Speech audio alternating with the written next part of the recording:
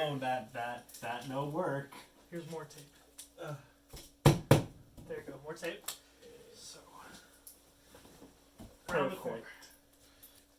Why is it folding? Look, tape. Over there. I think it's a dead fly. Not anymore. Perfect. This is perfect. Okay, cool. All right. Hello. Hello. Hi. Hello. Okay. Hello. Hi. Okay. So today we're gonna do our first video about actual politics. We had a lot of people joining our channel from the serfs.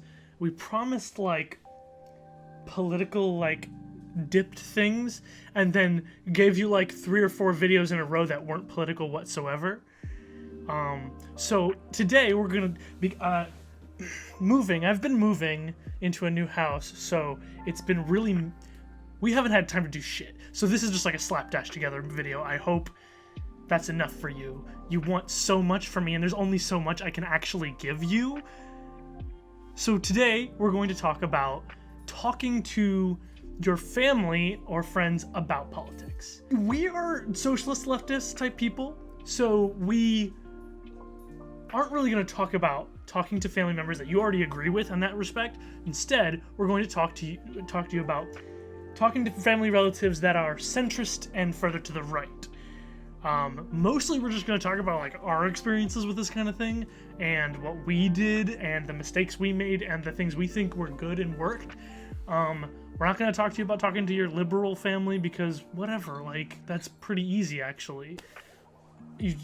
They generally are going to listen to reason a little bit more than the rest of these people. And also we live in a red state. And well, yeah, we do live in a red state. That is something. But we're from a more blue part of the state, to be fair. Well, this is our new setup. It's obviously better. The lighting is... Doggy. I actually really like this lighting. I don't know how it's showing up on there, but this is like nifty. There's little the ceiling's lower. Anyway, whatever. Who cares? Okay. So when I say talking to your friends and family about politics, this can be anyone from your relatives you only see at holidays or something like that who have really strong political opinions you disagree with, and you talk to them, and this is me relating to that.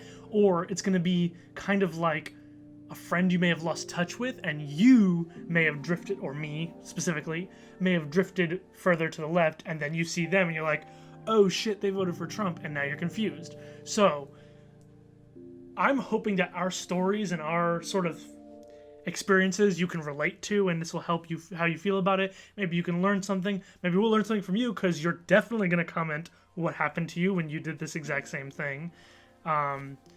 This is not a tutorial. This is not us saying, here's what you're supposed to do. Why would we know that? Are you kidding me? No, this is us pretty much just saying what we've learned personally. I'm not a theory dude. I don't know. You really think I've read Das Kapital? Come on, bro. I do own a copy of the Communist Manifesto, but I haven't read that either. Reading? What? Reading? What? Reading? Come on, dude. Who's got time for that shit? Too busy. Okay. So I've got 5 little boys on this list, and I'm just gonna say something else there. Do not do that one. I've got 5 situations or people or relatives, 4 of which are like archetypes, and 1 of which is a very specific situation that happened to me that I want to talk about because it sucked. And then we're gonna conclude this video. It's bad, but whatever. Piss on us. Piss on us. Sorry. First main one that I really want to talk about when it comes to my experiences is the quote-unquote centrist family members or friends. Before I give an anecdote, it is increasingly becoming true that people do not identify themselves as centrists. There certainly was a time, I think, before maybe the 2016 election where people would identify themselves as centrist because they saw whatever they thought bad things on both sides to that they disagreed with, and they didn't like how X was happening, they did like how blah, whatever. They thought they were being the rational person. Now those people have either chosen a side or become some version of independent. They no longer call themselves centrists, because now the people who would generally subscribe to that kind of ideology are the people who say, well, I'm not really political, or I'm not really into politics. That's the people I mean here. So a centrist in this respect is someone who opts out of taking sides and also opts out of really having strong opinions or even talking about their opinions. Some people like this probably do have opinions one way or the other, but feel like they shouldn't say anything because they don't like the division, or they don't like arguing, or they don't like the discussion. They'd rather just go on with their peaceful lives. These people are very fortunate because they can do that. These are a type of people who are probably at least lower to upper middle class because they are able to ignore politics. Doug, you scratch yourself because she's itchy. It's fine. They're able to ignore politics because it doesn't actually affect them. They can just live their lives without actually needing to pay attention or make decisions or vote certain ways. For me, these kinds of people in my life, there aren't specific anecdotes, so they'll bring up a topic, and I will inject the politics into it inevitably, because it's what I do. And I'll say something like, well, did you know actually that person is shitty because of this reason, because they did this and that contributes to this bad thing. Or someone will talk about how cool they think Tesla is, or how not Nikola Tesla, how cool they think the company Tesla is, and I'll just be like, you know how like they essentially are committing human rights abuses with the way they treat their workers, and how they're exploiting people, and they've tried to force Bolivia into lithium contracts through supporting, like, I think someone like Guaido, but anyway, that kind of thing will happen, and they will either get, the centrist person will be like, oh, well, I don't really pay attention to that kind of stuff, I don't really think about that stuff, and for them it's not a big deal. They're just like, no, I just like the cars, the Tesla cars, I just think those are neat, I just think that, you know, Elon Musk's ideas are cool, and I'll just be like, well, you know, in supporting that, you're supporting a lot of harmful things. And a lot of times, when this goes negatively, what ends up happening is them just like rolling their eyes like, man, you just can't let me have fun, or oh man, you just can't let me like things by me doing this. And to be fair, being a leftist in these kind of spaces, you're gonna be the party pooper, because you're like, actually that's shitty, actually, like. So what I've learned to do, especially when it comes to centrists, is turn things into stories. This is going to be a running theme here, because I'm going to tell this. It gets progressively more necessary to do this the farther right you go. If you're talking to people and you actually want them to, at least during the conversation, be on your side. With the centrist, you need to take what they're saying and frame it like you're agreeing with them.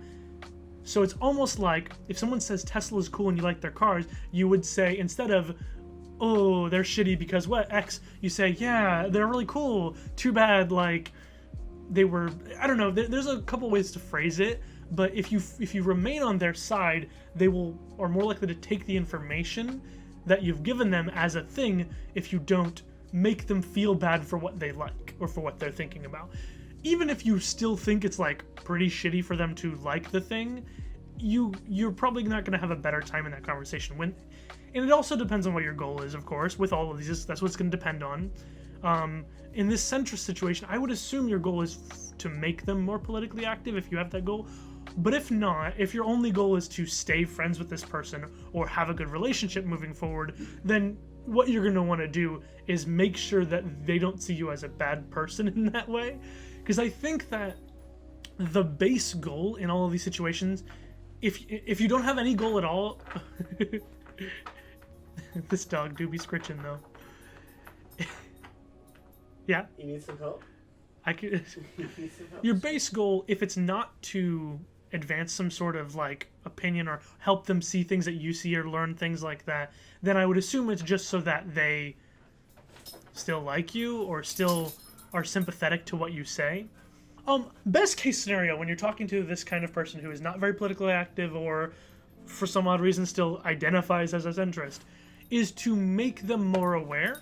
Because if you do want to convince them in any direction politically, then essentially all you're going to have to do to someone like this who isn't as politically active or is a centrist is show them the truth. Just tell them what's going on. Tell them things they aren't going to know. And people are generally super fascinated by things that they feel like have either been like truth that's been hidden or things that they were never taught or never had the access to the information. This is why conspiracy theories are so enticing, is because it feels like you're being revealed to the truth, and it's really cool. Like, it feels like you're uncovering things. And so if you actually do take that angle, most centrist type people might get even sucked in, and then they might do it on their own. That's like a best case scenario, but it is a thing that has happened to me when I've talked to someone like this who isn't very involved. They start going like, that's really interesting, I never knew that. And then later on they'll like send me a message saying, hey, where did you find this information? I'd love to look it up myself, or I'd love to learn it myself. And that's super good. Worst case scenario, like I said before, they think you're dumb and boring and that you just want to ruin everyone's fun. Meh. There are worse possibilities to happen, and when talking to a centrist family member, you're generally going to have an easier time if you don't make them feel bad, because everything else from there is easy. If you don't make them feel bad for what they think or believe, and you don't go, wow, you're stupid for thinking that or believing that. If you are generally still nice, they're going to be open to what you have to say politically. They're not going to dismiss you or get antagonistic. It's my dad. Piss on his grave. Piss on his grave. Alright, sorry. Alright, now we're going to talk about libertarians. And we're talking about capitalist libertarians here, not the based socialist libertarians like yours truly. I know a lot of libertarians. I'm going to talk about 3 situations. I'm going to have 3 anecdotes about libertarians that I've had long conversations with. But generally, as far as my personal interactions with people who are libertarian and talk to them this way, there are 2 major types. And then there's like a transition stage, but we're just going to talk about these 2 major types. There is the fuck you got mine, and there is the I just want people to be free.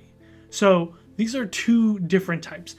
The fuck you got mine, I hate. I'm just going to be honest with you. I hate talking to these kinds of people because they're very Randian. Their kind of version of libertarian comes from Ayn Rand, and it makes no fucking sense. Their ideas do not hold up to scrutiny, and usually they just boil down to things are working for me, and I just want to be able to do whatever I want. Most of their ideas, when boiled down, just would end up in misery for most people on Earth. I'm not going to try and go too hard on this. I want to talk about talking to these kinds of people. Generally, I don't have a good time with these people because I often end up trying to appeal to compassion, to collective good for people. And I don't even mean this in the like socialist sense. I mean in the like, if you support people in a nation, that is good for you. That is not just being selfless. That is, your economy will be better. That means your life will be better too, because you'll have everyone's lives. It's whatever. You get the idea. So the problem I always run into with these kinds of people, specifically these fuck you got mine libertarians, is Ayn Rand sucks. So these fuck you got mine type of libertarians are the ones whose philosophy is most closely aligned with Ayn Rand, and it's bad and annoying. A lot of what their philosophy relies on when it comes to this is their want to keep what they've got and have the capacity to get more without restriction. These kinds of people obviously are super, they are really into capitalism. They think that someone who can buy their way through things, they earned it or something. I don't know. The philosophy doesn't actually hold up to scrutiny whatsoever. Whenever you try and press their ideas on how a society would work with their philosophy, it doesn't make sense. And when I've had these conversations with these kinds of people, a lot of times I'll try and use,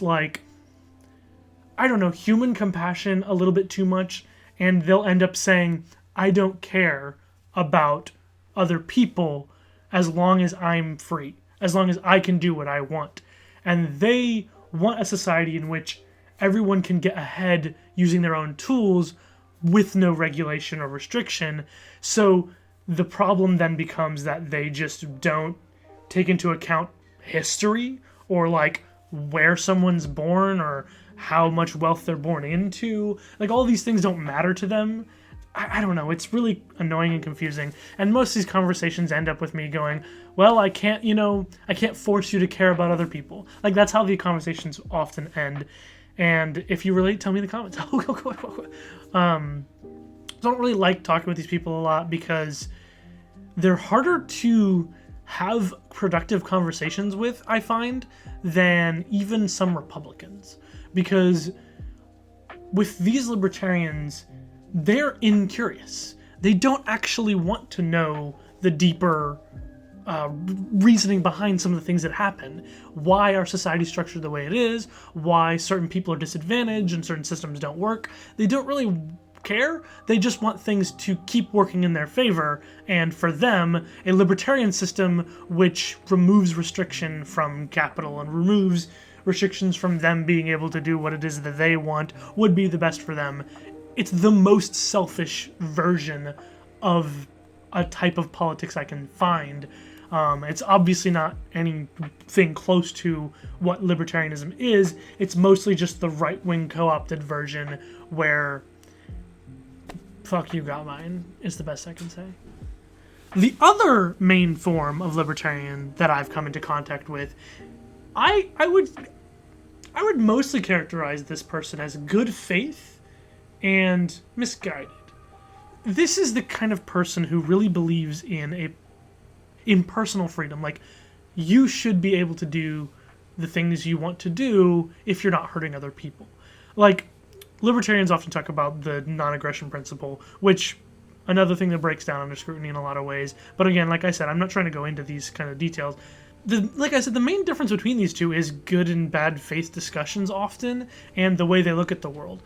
The more good faith kind of libertarian believes that the more freedom everyone's allowed, the better life will be for everyone because they'll have more access. This is the kind of libertarian who, in my experience, when I talk to them and I try and say, well, you know, if you just remove all of this federal regulation or you remove all these systems, many people who are already in a bad place or who have kids who, when they start out in a bad place, are going to remain disadvantaged, and you're just going to keep rich people piling things up, their advantages versus poor people, and it's going to get worse and worse over time. These are the kinds of people who are more likely to make concessions on these discussions. They're going to say, no, I think you're right. I do think education should be available to everyone always.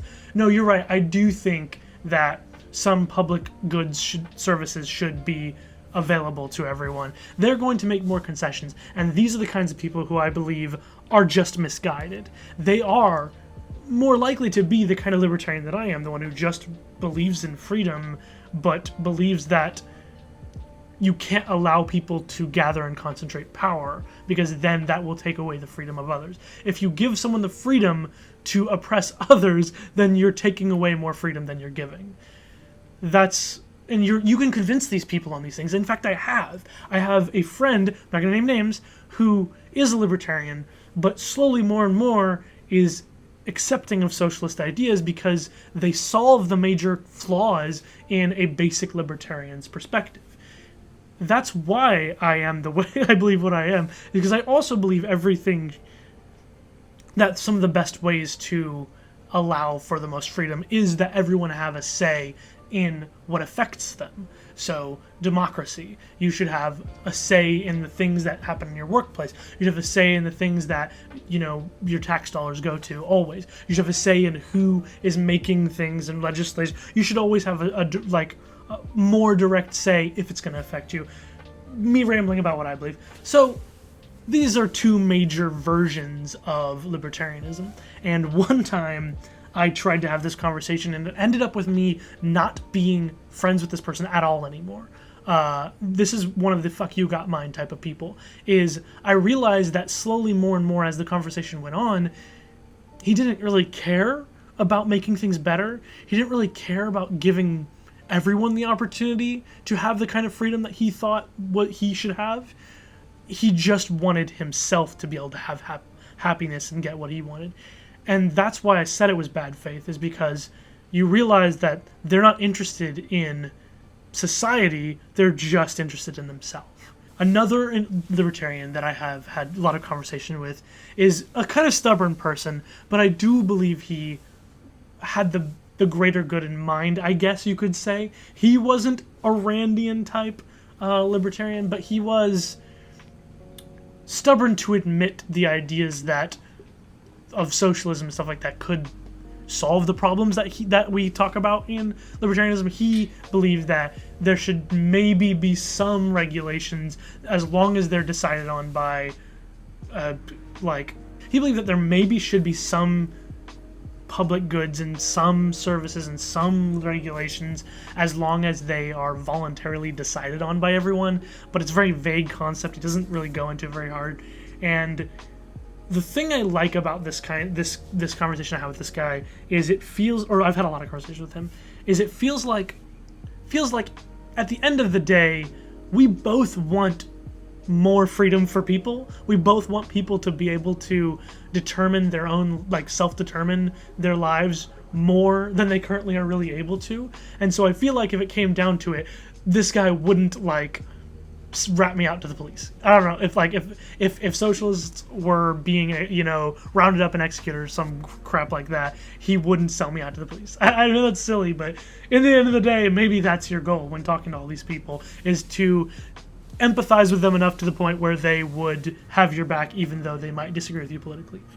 There is one libertarian experience I've had that has been really interesting, and I think I mentioned it earlier, but it was a friend of mine who wanted to have all of the good faith conversations and wanted to learn as much as possible. He was a libertarian, and he was like, well, I think people, the best thing you can do is give people freedom, and if they have economic freedom as well, then they'll be able to do a capitalism better. I don't know. And he was very receptive when I talked to him about the cracks in capitalism that would make it harder for people to actually be free. For example, the accumulation of wealth, the accumulation of private enterprise and things like that, taking away from the ability of other people to also have control of their own lives. The oligarchical control of lawmaking by money, all these things. I start revealing and talking about these things, and he's like, yeah, that makes sense. I don't think that, just giving people free reign would solve these things. Look out for this kind of person, because this is 100%, and this is kind of a joke, but it's also real. This is 100% a misguided socialist. This is 100% a person who has lived in America their whole lives and has been convinced by propaganda that socialism bad, evil, because a USSR and a China. That's the kind of person you need to go, hey, not only whatever you believe about those kinds of situations, you need to explain to them, we're not talking about that, we're talking about this. Libertarians are the group of people politically that I've talked to the most, because they are willing to have these conversations far more than other people are, but also they listen a little bit more to someone who has at least done some more research than they have about the historical and practical application of these kinds of social systems and ideas and stuff like that. They're more willing to listen when you say, actually, did you know? Piss on us. Sorry. Since way more of you are going to relate to this one than others, I want to talk about vaguely talking to a right-wing relative, and we're just going to couch it in the family reunion, Thanksgiving, holiday sort of situation like most people, know about. This is when a topic comes up at the, dinner table or something, or out at the barbecue, and you can't let it slide. You can't just let what they said hang in the air, and so you go in. You go, hold on now, that's racist, or hold on now, no one actually cares about that. Hold on now, that's manufacturing consent, or whatever it is you say. This is a situation where, especially if you're in front of other people in your family, you might want to be a little bit more delicate. Now, I know this sounds crazy, especially when we're talking about racism, but in that situation, we're not just talking about the person who said the thing you want to combat. We're talking about the rest of your family. I know this is different than the other things I've talked about and the other things I'm going to talk about, but I think this is important because it's the most common way for us to have these sorts of conversations. For me, this is where I've messed up a lot. A lot of times I personally, when trying to talk about politics in this way with someone who's a moderate right-winger, I get frustrated because to me, they're just not seeing what's really going on. They're not seeing how they're being manipulated. And I try and be like, no, you're like, it's propaganda, or no, they're lying to distract you, or all these things. They don't like to hear that. They don't want to hear that. The main thing, and I kind of said this a little bit about centrists, the main thing is this kind of political entity, a moderate right-winger, is consumed by anecdotes. They are the anecdote Andy. They are convinced by personal stories. They are convinced by the little stories that are put out by Fox News where they say a little girl got hurt by an immigrant. This is the kind of thing that convinces them. So you should work in that territory too. What ended up happening whenever I tried to convince people with the things I know to be facts and reason and these are the things that convinced me, was I end up either losing them or being counteracted by appeals to emotion. So the smarter, that's not fair. I don't want to say the smart. The people who are more ready to have these conversations when you're talking to a moderate right-winger are generally going to combat what you say with a counterexample that is just an emotional anecdote, not a wider statistic. And what's going to end up happening for you is you counter that with statistics that disprove them and nobody cares. That's not effective. They don't care about the statistics. They don't emotionally moved by some numbers on a graph, even if it is real and proves them wrong. So what you need to do is to counteract them with more anecdotes and pair that with the facts, reason, and statistics. Because then you say, well, the facts don't agree with you, and what you just said is hurting people in this way. Here's a story about how what you said has affected someone near me or someone, like, you still have to do this too because you need to be appealing to their emotions as well. And you can do this without being disingenuous. If we're talking about institutionalized racism, if we're talking about police brutality, if we're talking about how the prison industrial complex is essentially modern day slavery, if we're talking about all these things and you appeal to emotion using it, you can still just talk about situations in which people's lives have been ruined and not be disingenuous by just being like, ooh, don't you feel bad? You know what I mean? So this is going to be your most effective tool when it comes to talking to these kinds of people. And this is the thing I did not do enough most of the time. I generally ended up getting way more heated in these conversations than maybe I even would with someone who's farther right-wing, because for me, it feels like they should agree with me. Especially because a lot of times, these are people who I see as good people. In my life, these are people who I see as caring, compassionate, good people. And then they say some shit that to me is like straight up like heinous. That's like harmful. That's like perpetuating suffering. And I'm like, how did this come out of this kind person's mouth? It's because for them, they were convinced by emotional arguments. So you're going to need to do the same thing. Christian has probably a lot more of a personal stake in this than I do, and he's going to talk about it. So there's this person that's fairly close to me, and I generally think they're a good person in every other right except for their politics. It kind of sucks. They're the type of person who primarily votes mainly on the basis of their religion, and they tend to make it a single issue vote, that being the abortion question. Unfortunately, they get a lot of their news from, you guessed it, Fox News, OAN, Newsmax, It's, the holy trinity, really, of bad takes. And they usually take most of what they say at face value. It's pretty cringe. I don't know what else to say about it. So say we're having a disagreement, me being the radical leftist Raphael Warnock. No, but yeah, me being the radical leftist, quote, whatever, that I am. And them being the, moderate to somewhat right conservative. So we'll have, discussions.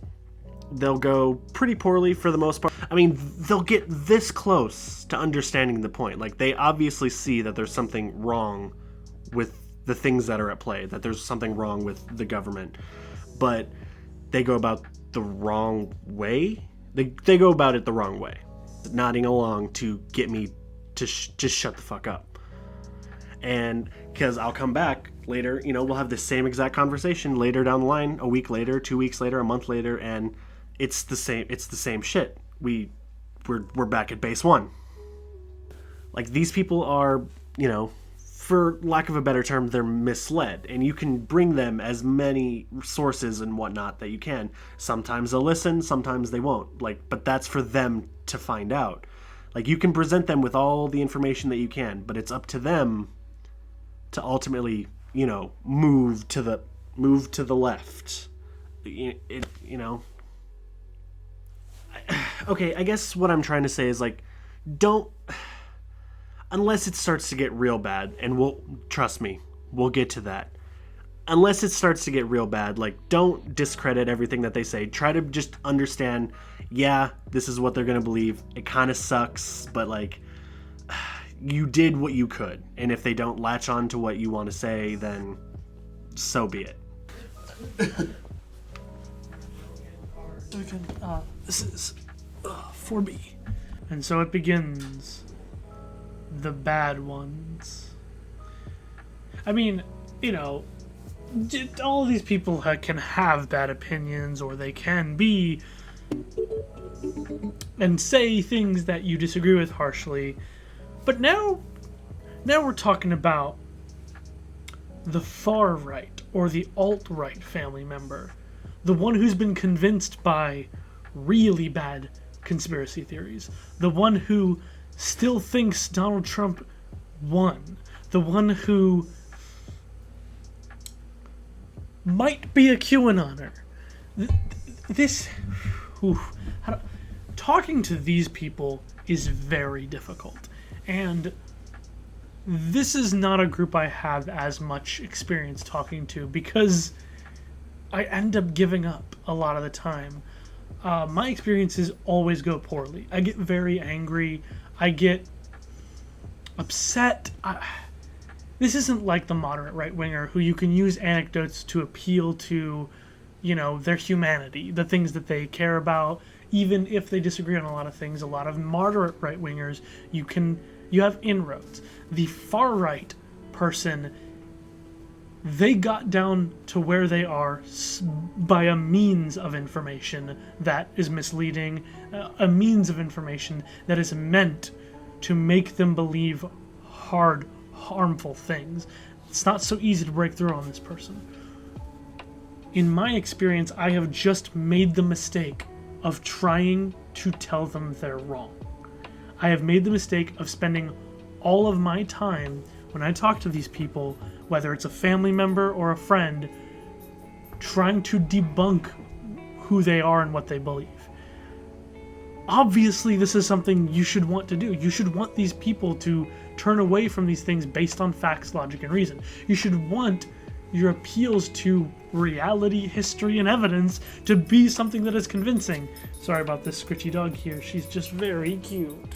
You should want these things to work. Problem is they don't. They're convinced by some really heavy stuff that truth isn't gonna do the trick. And neither is stories. None of that is gonna work, because they, in this scenario, they believe they know the hidden truth. They believe they have been revealed upon all the stuff that they don't want you to know. And everything that we say to try to combat it is lies or Yeah. indoctrination. yeah. Everything that I have to say to them is a lie. I mean, you can just keep it the way you said it. You said it exactly perfectly. So, what should you be wanting to do in this situation? Obviously, I can only talk from experience, but the best thing I can think to do is appeal to them outside of politics. Now, this sounds a little crazy, but someone who's in deep in this way, you can't get them with any of that. It won't work. And if you compromise on what you believe to try and reach out to them, it's only going to make things worse. It's not going to be good for you in that way, especially if that stuff they're not receptive to either. You've just compromised on the things you believe in for nothing. The only thing I've ever found to be successful when talking to these kinds of people, and I've only recently been trying it, is to appeal to their humanity outside of politics. That sucks. It doesn't feel right because you're just allowing the shitty shit to stand. But trust me, if they see you as a human and they start to trust, respect, and value what you think and believe, it'll be a lot easier for them to go, hey, wait a second. This person who I see as a good person who I trust and respect believes these things that I'm being told are the enemy. How is that possible? At first, they're just going to say, oh, they believe propaganda. Oh, they believe lies. That's what their first interaction and instinct is going to be. But you can't, when it comes to someone who's this far down, you can't fight them on that front. You can only fight them on the personal community connection front. I hear a lot of people who spend some of their time trying to convert alt-righters into, better positions, say that the best thing that they've been able to do is give them a separate community. Oh my god. You guys outside? Again? Again? A lot of people I've heard talk about this say that what they've done is given them separate spaces and communities that don't have anything to do with those things that they believe on that, but give them a place where they can see what a community of people who believe what maybe I believe or left type people believe or what people more compassionate believe, giving them this space to see it, see the good, and maybe respect and have empathy for people who they are otherwise being told are evil, the enemy, degenerates, whatever it is that they're using. That seems to work. Humanity and empathy seems to be a better way. Not to say you need to be giving empathy to shitty Nazi type people. I don't mean it like that. I'm saying if this is like a family member or friend, and I wasn't talking about Nazis, we're just talking about like a couple steps before Nazi. Especially if this is a friend, a former friend or family member or something like that you still care about, especially because of your memories, this may be something that you want to care about. You may want to think about, because this is my experience with it, and I don't want. These people, I care enough about them that I don't want to just abandon them, but I have a very, very bad time when it comes to trying to discuss these politics with them. And like I said, this isn't to say that you need to let them the shitty shit they do and say stand. But it does mean you may have more luck pushing them towards empathy and sympathy for your positions through external means. It sounds counterintuitive, but the more they see you as a human being with reasoning and compassion and empathy and emotions, the less likely they are to strawman your positions, actually. The less likely they are to see you as inhuman with what you believe and who you are. That's all I can say. I mean, otherwise, worst case scenario, you have to just abandon these people. Like, some people are lost. Some people, there is nothing you can do. But, you never really know if they're at that point. But they're human beings too, and so the possibility is always there. And if it's someone you care about, I can understand not wanting to just let them go, because I can relate. So, where do I begin with this? Well, I had a family member, my mother, actually, who got pipelined super hard. We're talking, Ben Shabibo, Steven Crowder, Tucker, the whole 9 yards. Like, Michael Knowles Like, her politics are completely enraptured in the conspiracy, the Trump still won, the stupid curve in the votes the night of the election. It's, oh God, man. I don't even know where to start with this. Like, it's rough. When I was younger, she was definitely my go-to role model. She was, I mean, what I would say fairly progressive. In the family that I grew up in, she was more progressive than, most of them. At least so I thought. Life happens, circumstances. She, dropped out of the picture for, I don't know, 5-6 years, something like that. And when we were in contact again, she was pretty much far gone. Too far gone, almost. Like, we're talking quoting, like, facts don't care about your feelings. Like, she was just saying that. God. And, I mean, all throughout this time, like, a majority of the time I was, some libertarian dude bro, whatever, it's fine, like most of us are. But then, like, about the time that she came back into my life is when I have already been moved more and more to the left. Like, she's the type of person, her and, the other person that I mentioned are the people who are like, oh yeah, the older you get, the more conservative, the more money you have, the more conservative you'll be. And like, every day of my life, I've just moved more and more to the left. That's the right. That's the left on the screen.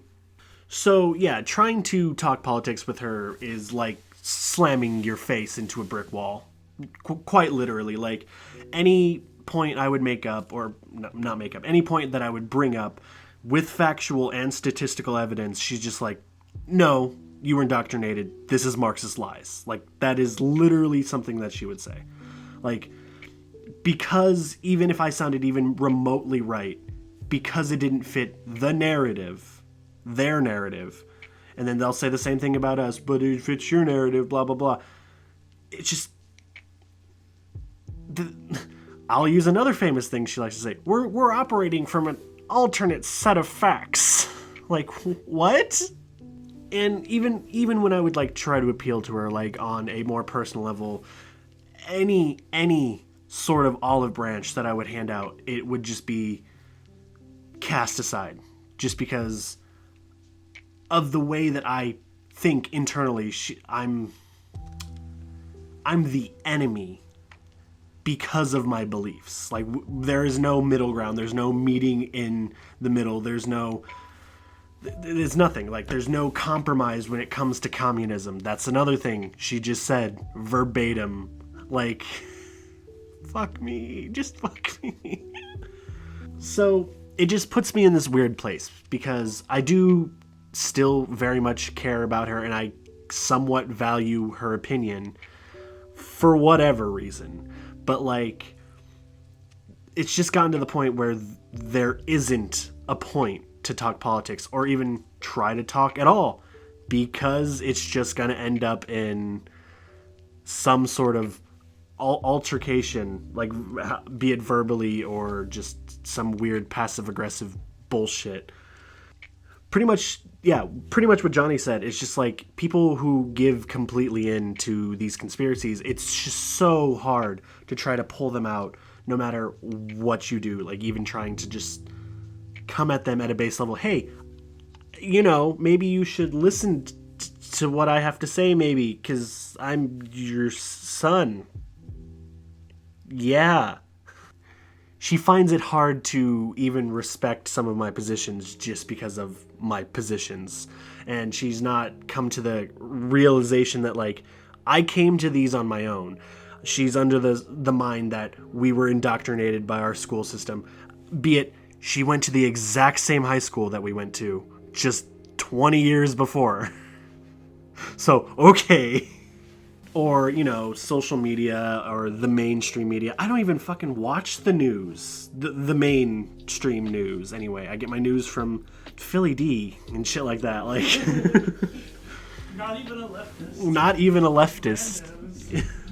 It's just like, I'm beyond frustrated because I would love for there to still be some sort of connection, but she won't let it happen because of communism. It's my dad. Piss on his grave. Piss on his grave. Alright, sorry. Okay, final memes, everyone. I've got an anecdote that I want to talk about. Andy. It's the farthest. Okay, so little me in high school, be me in high school, had a job at an Italian restaurant. And there was one person there who I really enjoyed talking to more than most of the other people I worked with. We related on a lot of things. We were both artists. We like to draw and paint and do stuff like that. And he was a really interesting guy. He was pretty religious, but other than that, nothing jumped out to me as being weird. Like, that's not weird. Like, all of the, like, he wasn't even like a fundamentalist. He wasn't even like a hardcore like Catholic. He just participated in his church, and it didn't seem weird. He was a fine person, and we talked about stuff all the time. I became good friends. I went to events with him and invited him to hang out with me. And then after, I quit that job, we didn't talk really that much anymore or ever hang out. And we were friends on Facebook. And then one day I see a post from him. Now, I can't remember exactly this post, what it said, but essentially it was a JQ post. It was an anti-Semitic Jewish question post. And some of the people I knew commented on the post and was like, wow, what the fuck? But I started talking to him in DMs. I instantly kind of saw something different there. It wasn't like just a right-winger sort of post or some shit. That was at the time. This is a year or two into me getting more political, learning a lot more, and becoming more left-wing and becoming like farther left-wing, not just progressive. And I had watched a lot of videos and about this sort of thing, about the sort of like far right, the sort of fascist part of the internet. This person was someone, like I said, I was friends with, and I really liked him, and it took me by surprise. And so I reached out to him. I wanted to understand. I tried to be really good faith, and I don't know why I did it that way. He was a Nazi, guys. I don't know how else to say it. I'm sorry I've like danced around it. A friend of mine who I really liked and enjoyed talking to, one day I up and find out he's a fucking Nazi. Now, he wasn't before. Maybe he was, but I don't think he was. And now he is, and it's such a unique experience. I'm just going to talk about it. This isn't going to help anyone. This isn't going to be useful to you.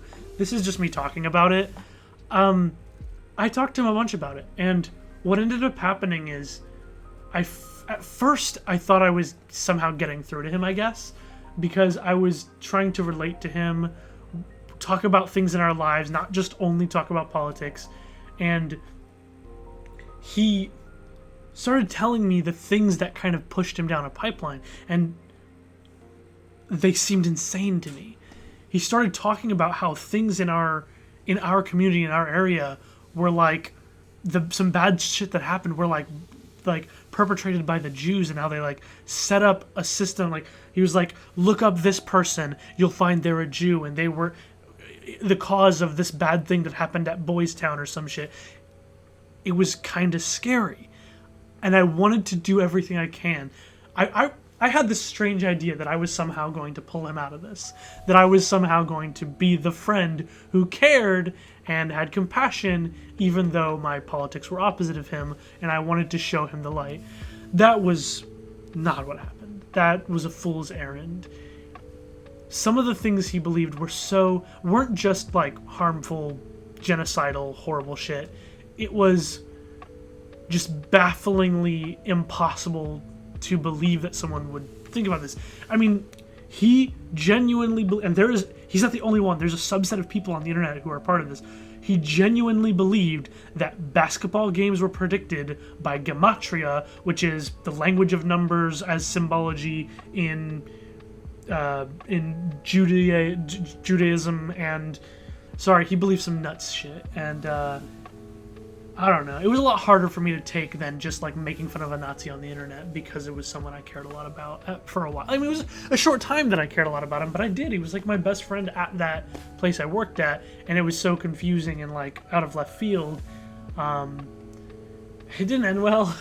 We ended on pretty bad terms, but he was a Nazi. I mean, what do you want? I mean, if you asked him, he wouldn't call himself a Nazi. He thought the Nazis were pussies and thought that Hitler was secretly a Jew or some shit. And he called himself more of a Christian fascist.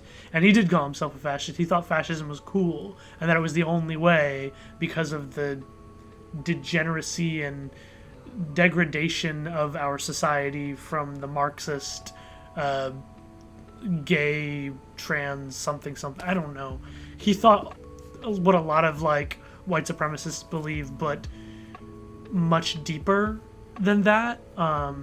Lots of more conspiracies about the Jews perpetrating it.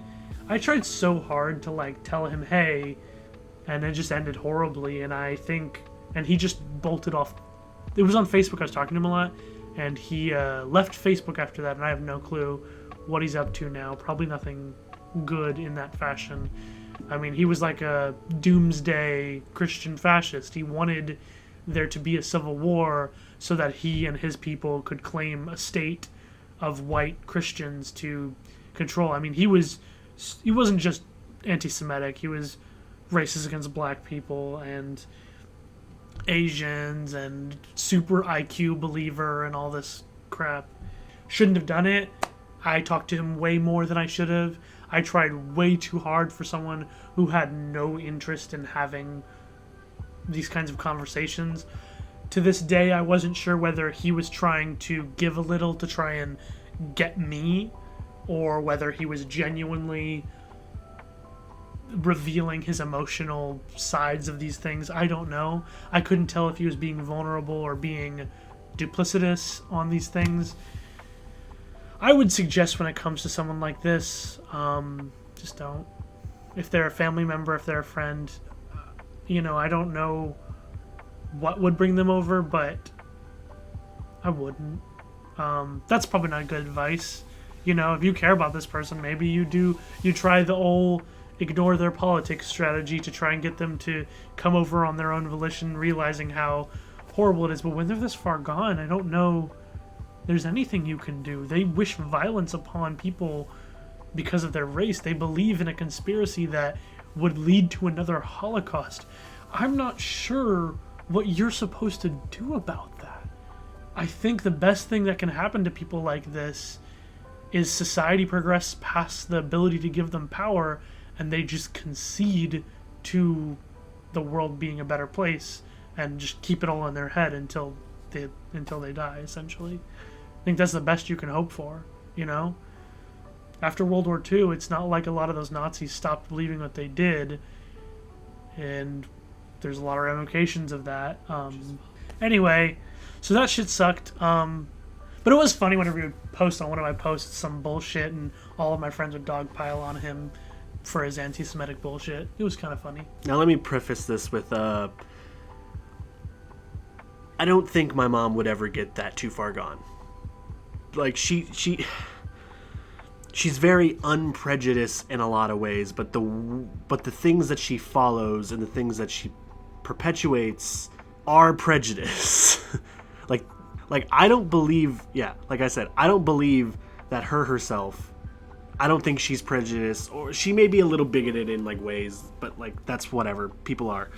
But like, I don't think she's like racist. I don't think she's very homophobic. She's pretty transphobic, but that's like whatever. That's not like whatever, but like I can say it's like whatever,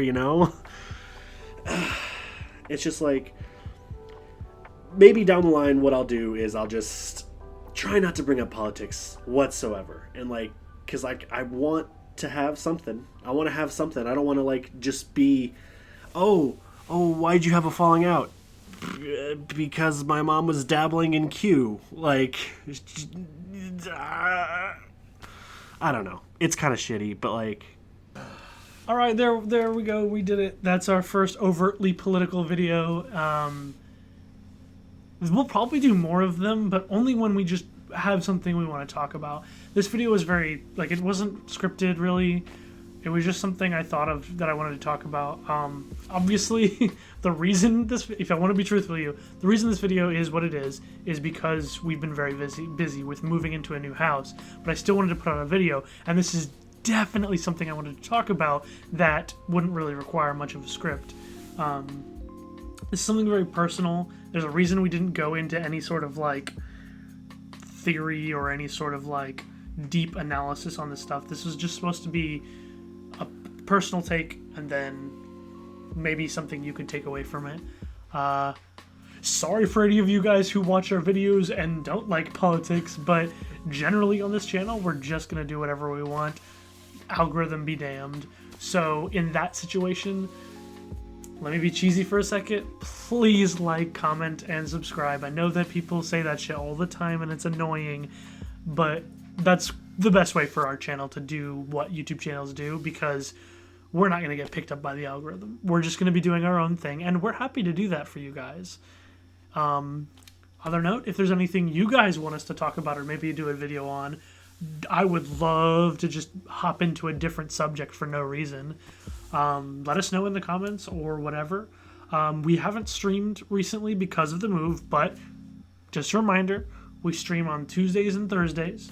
And then we have our second channel, which is just highlights from those streams. It's linked in on our page. It's not bad instead of it's not good. They're fun little videos. I enjoy them a lot.